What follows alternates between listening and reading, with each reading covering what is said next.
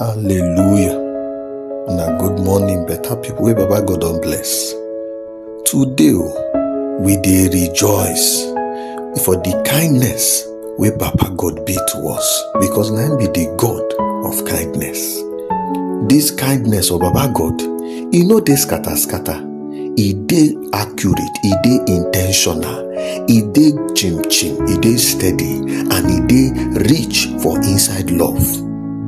This Baba God, e dey show us favor, e dey open door for us, e dey touch we heart for the way we be say everything go just mele square. E dey touch we heart in better way, every day by day, even today. Today make we lift the name with our prayer, even as we wan pray today. Make we pray. Daddy, we carry better praise come give you, for we say you dey kind, and this your kindness, e dey melt every fear wey we dey get, e dey heal every wunjo wey we carry, and e dey draw us closer to this your heart wey be say you carry love us. You no dey rough and you no dey far away from us. You dey good and you dey gentle with us.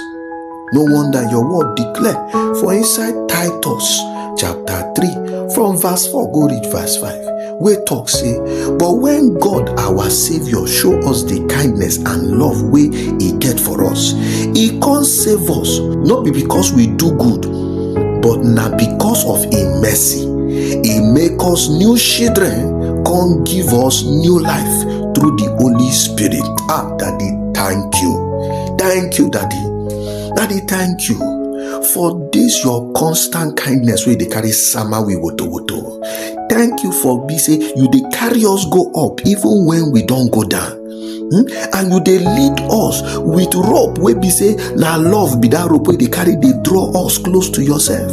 Daddy, thank you wey be say you dey show us grace even when we no deserve am, when e no suppose reach we hand.